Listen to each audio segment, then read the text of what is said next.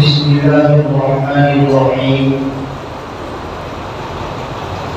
الحمد لله وكفى وسلام على عباده الذين اصطفى. أما بعد، أعوذ بالله من الشيطان الرجيم. بسم الله الرحمن الرحيم. وما هذه الحياة الدنيا إلا لهو ولعب وإن الدار الآخرة لهي الحيوان. وقال الله في مقام آخر: وما الحياة الدنيا إلا متاع الغرور. وقال سيدنا رسول الله صلى الله عليه وسلم: من أعطى لله ومنع لله وحب لله وأبغض لله فقد استكمل إيمانه، أو كما قال النبي صلى الله عليه وسلم. بزرگان محترم اور دینی بھائیوں، میں نے جو آپ حضرات کے سامنے تاجدار مدینہ محمد عربی صلی اللہ علیہ وسلم کا مقدس کلام حدیث کی روشنی میں پیش کیا ہے، اس کے اندر اللہ رب العزت کے شہید پیغمبر محمد عربی صلی اللہ علیہ وسلم نے اپنی امت کے لیے یہ پیغام دیا، اپنی امت کے لیے یہ پیغام سنایا: من اعطا للہ، میری امت میں سے جو کوئی انسان خرچ کرے تو اللہ کے لیے کرے، ومنع للہ، خرچ کرنے سے منع کرے، خرچ کرنے سے عورت کو پیچھے ہٹائے اور خرچ کرنے سے گریز کرے، اللہ کے لیے کرے۔ تیسری چیز آقا مدنی علیہ السلام نے ارشاد فرمائی: من احب للہ، کوئی انسان کسی سے محبت کرے، کوئی انسان کسی کا دیوانہ بن جائے، یہ انسان کسی کا مستانہ بن جائے، اس دنیاوی زندگی کے اندر کوئی انسان کسی سے محبت کرے تو وہ اللہ کے لیے کرے، وَأَبْغَضَ لِلَّهِ، اور کوئی انسان کسی سے نفرت کرے، کسی سے بغض رکھے، کسی سے دشمنی کرے، کسی سے حسد کرے، کسی سے اپنے رخ کو پھیر لے، للہ، وہ بھی پھیر لے تو اللہ کے لیے، یعنی محبت کرے تب بھی اللہ کے لیے، اور محبت سے انکار کر دے، اپنے چہرے کو پھیر لے تو بھی اللہ کے لیے، اس شخص کے لیے آقا مدنی علیہ السلام ارشاد فرماتے ہیں: فَقَدِ اسْتَكْمَلَ ایمان، اس کا ایمان مکمل ہو گیا۔ یعنی جس انسان نے ان چار باتوں پر عمل کر لیا،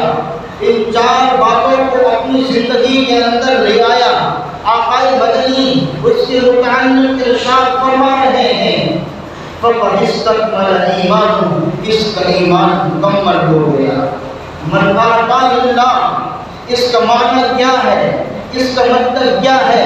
علماء نے جب اس کی تفسیر کی ہے، علماء کرام لکھتے ہیں من اعطا للہ کا مطلب یہ ہے کوئی انسان خرچ کر رہا ہے، کوئی انسان اپنے لیے کپڑے بنا رہا ہے، کوئی انسان اپنے بیوی بچوں کو پال رہا ہے، کوئی انسان اپنے گھر کے لیے سبزی خرید رہا ہے، کوئی انسان اپنے گھر کے لیے کوئی دوسری چیز خرید رہا ہے، اس خریدنے کے اندر انسان کی نیت یہ ہونی چاہیے کہ ایک تو جو میرے اوپر جو حقوق اللہ رب العزت نے عائد کیے ہیں اولاد کے حق میں اور گھر والوں کے حق میں، جو گھر والے کے حقوق میرے اوپر عائد ہوئے ہیں، میں دکان سے چیز اس لیے خرید رہا ہوں، میں اپنے بچوں کے لیے کپڑے اس لیے لا رہا ہوں، اس لیے خرید رہا ہوں، اللہ رب العزت نے میری اولاد کا میرے اوپر حق فرض کیا ہے کہ آپ کو اپنی اولاد کو کپڑے بھی پہنانے ہیں، آپ کو اپنی اولاد کا کھانے کا بھی انتظام کرنا ہے، رہائش کا بھی انتظام کرنا ہے۔ کوئی انسان اس طرح سے خرچ کرے تو اس حدیث کے زمرے کے اندر آ جاتا ہے من اعطى للہ، جو شخص خرچ کرے اللہ کے لیے کرے۔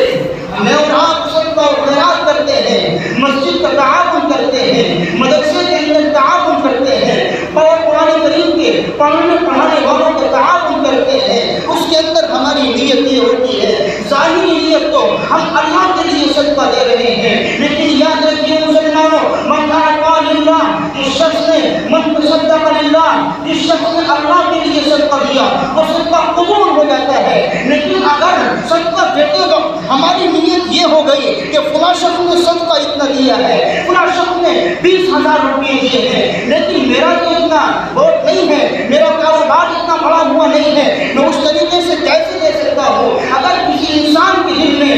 یہ آ گیا کہ میں نے 20,000 روپئے دیے ہیں اور وہ دکھلاوا اس کے اندر اس کی دکھلاوے کی نیت ہو گئی، یعنی وہ انسان صدقہ دے رہا ہے، خیرات دے رہا ہے، علماء کا تعاون کر رہا ہے، اور اس کے دل کے اندر نیت یہ پیدا ہو گئی کہ دیکھو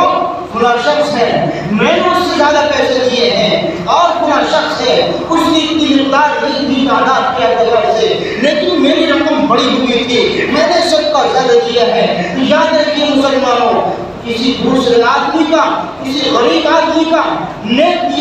نیت اور دل صاف ہونے کے ساتھ ساتھ 1 روپیہ دینا، مالدار کا دکھلاوا کر کے 1 کروڑ 1 ارب کتنی بڑی مقدار دے دی جائے وہ اس 1 روپے کے برابر نہیں ہو سکتی ہے۔ اگر کوئی انسان نیک نیت کے ساتھ 1 روپیہ اللہ کے راہ میں دے رہا ہے، اللہ کے لیے دے رہا ہے، اللہ کی بارگاہ میں خرچ کر رہا ہے، ایک دوسرا انسان ہے ایک بڑی بھاری رقم اللہ کے راستے میں دے رہا ہے، اللہ کے لیے خرچ کر رہا ہے، لیکن اس کی نیت کے اندر کھوٹ ہے، اس کی نیت کے اندر دکھلاوا ہے، تو یاد رکھیے اس کا 1 روپیہ دینا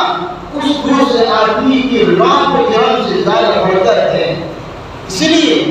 میں اور آپ جب بھی خرچ کریں اللہ کے لیے کریں، لیکن ہم اپنی اس دولت کو کہاں لٹاتے ہیں؟ اس دنیا کی زینت کو بڑھانے کے لیے، اپنے مکان بلند و بالا ہو جائے، ہمارا کاروبار بڑھ جائے، ہماری دنیا کی زندگی کے اندر ترقی ہو جائے، لیکن مسلمانوں ہم اس دنیا کی حقیقت کو اگر قرآن کریم سے معلوم کرتے ہیں، قرآن ہمیں بڑا پیغام دیتا ہے وَمَا هَذِهِ الْحَيَاةُ الدُّنْيَا إِلَّا لَهْوٌ وَلَعِبٌ، کہ یہ دنیا کی زندگی کوئی زندگی نہیں ہے بلکہ کھیل کود کا سامان ہے۔ وَإِنَّ الدَّارَ الْآخِرَةَ لَهِيَ الْحَيَوَانُ، دار آخرت کے اندر جو زندگی ہوگی، آخرت کے اندر جو ہمیں بقا ہوگی، وہی آخرت کی زندگی اصل زندگی ہے۔ قرآن کریم نے دوسری جگہ اعلان کیا وَمَا هَذِهِ الْحَيَاةُ الدُّنْيَا إِلَّا لَهْوٌ وَلَعِبٌ وَالْحَيَاةُ الدُّنْيَا إِلَّا مَتَاعُ الْغُرُورِ، کہ یہ دنیا کی زندگی کوئی چیز نہیں ہے، صرف دھوکے کا سامان ہے۔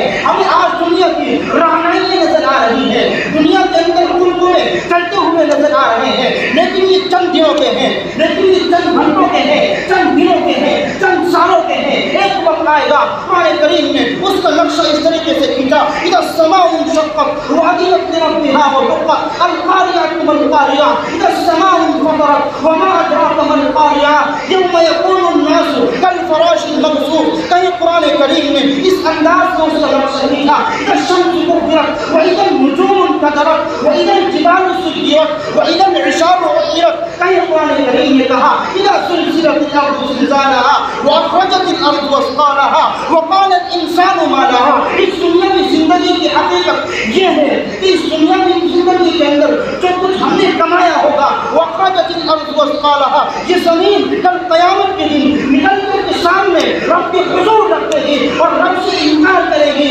کہ یا اللہ اس نے جو دنیا کی زندگی گزاری ہے تیری نافرمانی کے ساتھ گزاری ہے، جو صدقہ دیا ہے، دکھلاوا تھا، اور جو اللہ کے لیے کام کیا ہے اس کے اندر رضا الہی مقصود نہیں تھی۔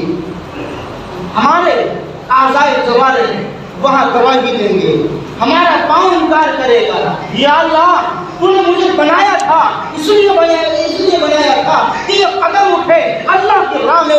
یہ قدم اٹھایا جائے، دین کے لیے اٹھایا جائے۔ یا اللہ تو نے ہاتھ کہے گا تو نے مجھے بنایا تھا، اس لیے بنایا تھا کہ اگر اس ہاتھ کے ذریعے صدقہ دوں، میں اس ہاتھ کے ذریعے سے دوسروں کا سہارا بنوں، میں اس لیے تیرے مجھے بنایا تھا کہ میں نیک لوگوں کے ساتھ اس ہاتھ کو تعاون کروں۔ یہ زبان کہے گی اور یہ آنکھیں کہیں گی، یہ کان کہیں گے اور تیرا انکار کریں گے۔ یا اللہ جس مقصد کے لیے تو نے ہمیں بنایا تھا، زبان کہے گی یا اللہ تو نے مجھے قرآن کریم کی تلاوت کرنے کے لیے بنایا تھا، یا اللہ تو نے مجھے اچھی طریقے سے اور بہترین طریقے سے اور نرم و گداز گفتگو کے اندر لہجے اختیار کرنے کے لیے کہا تھا۔ یا اللہ یہ کوئی دنیاوی زندگی کے اندر جب جی رہا تھا، اسی زبان سے گالیاں دیتا تھا، اسی زبان سے چغلیاں کرتا تھا، اسی زبان سے بہتان باندھتا تھا اور اسی طریقے سے اس زبان کے ذریعے سے دوسروں کو ایذا پہنچاتا تھا، تکلیف پہنچاتا تھا۔ قوت سماعت یعنی کان کہیں گے یا اللہ تو نے تو مجھے اس لیے بنایا تھا کہ میں نیک اور اچھی باتوں کو سن سکوں۔ یا اللہ یہ تو کہیں ایسی مجلسوں میں نہیں جاتا تھا جہاں نیکوں کی گفتگو ہو، جہاں بات اچھی کہی جائے، جہاں قرآن کریم کی تلاوت کی جائے، جہاں گفتگو کے بیانات ہو، نہ بلکہ یہ تو ہالوں کے اندر جاتا تھا اور ایسے بازاروں کے اندر جاتا تھا جہاں گالی کے سوا کوئی اور چیز سننے کو نہیں ملتی تھی۔ بالآخر مختصر یہ ہے کہ تمام کے تمام اعضائے جوارح، انسان کے تمام اعضاء اللہ کے حضور آپ کی شکایت کریں گے، یا اللہ جس مسجد کے لیے آپ نے مجھے بنایا تھا اس مسجد کے اندر میں استعمال ہو کر کے نہیں آیا ہوں۔ من اعطا للہ، جو خرچ کرے اللہ کے لیے کرے۔ ایک محشی ہے، بڑی بڑی کتابوں کے اوپر حاشیہ چڑھانے والے، آپ حضرات کہتے ہیں حاشیہ کسے کہا جاتا ہے؟ حاشیہ کہا جاتا ہے، آپ نے بڑی کتابوں کے اندر دیکھا ہوگا، ایک تو متن ہوتا ہے جس کو پڑھا جاتا ہے، ایک اس کے سائڈ میں باریک سا کچھ لکھا ہوتا ہے، یعنی اس کا مطلب۔ کتابوں کا مطلب لکھنے والے ڈاکٹر عبدالحی پاکستان کے رہنے والے ہیں، وہ لکھتے ہیں انسان کس زندگی کے اندر جیتے اگر اپنا زاویہ نگاہ بدل لے تو یہ دنیاوی کام دین بن جائے، اور بہت آسان ہے اپنی دنیاوی کام کو دین بنانا۔ واقع لکھتے ہیں انسان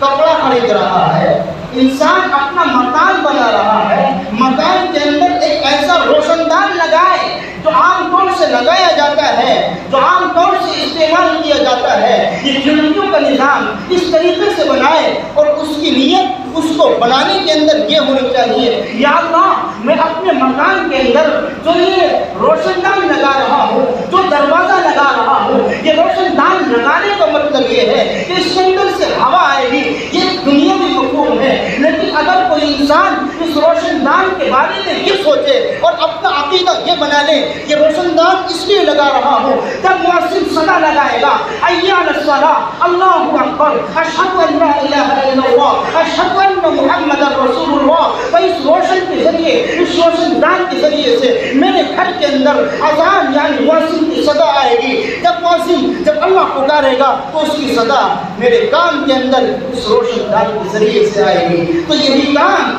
جو دنیا کے لیے کیا جاتا ہے یہ کام دین کے لیے بن جائے گا۔ اس لیے میرے بھائی جو ہم خرچ کرتے ہیں اور خرچ کے ہم کچھ خرید رہے ہیں اپنے گھر والوں کے لیے، اس کے اندر دو نیت کر لیں۔ ایک نیت تو یہ ہے میرے اوپر میرے اہل و عیال کے حقوق ہے، ان حقوق کی ادائیگی کے لیے میں یہ کام کر رہا ہوں، فلاں چیز خرید رہا ہوں، سبزی خرید رہا ہوں اور فلاں چیزیں خرید رہا ہوں۔ دوسری نیت یہ کر لیں یا اللہ جو میں چیز خرید رہا ہوں یہ میں حلال طریقے سے خرید رہا ہوں اور اس طریقے سے خرید رہا ہوں جس طریقے سے تو نے مجھے خریدنے کا حکم دیا ہے۔ اور انسان تجارت کر رہا ہے، اس تجارت کے اندر یہ نیت کر لے یا اللہ تو نے کہا ہے جو سچے تاجر ہوں گے وہ شہداء کے ساتھ ہوں گے، جو سچے تاجر ہوں گے، سچے آدمی تجارت کرنے والے ہوں گے، صحیح طریقے سے کاروبار کرنے والے ہوں گے، حلال طریقے سے اپنی تجارت کو فروغ دینے والے ہوں گے، وہ کل قیامت کے دن شہداء اور نیک لوگوں کے ساتھ ہوں گے۔ اگر اپنی تجارت کے اندر یہ نیت کر لی جائے، حالانکہ یہ دنیا کمانے کے لیے ہے، لیکن یہی طریقہ، یہی تجارت، یہی خریدنا، یہی لینا، یہی دینا دین بن جائے گا اور دین کے لیے بن جائے گا۔ اس لیے معزز سامعین، ہمارے ہر کام کے اندر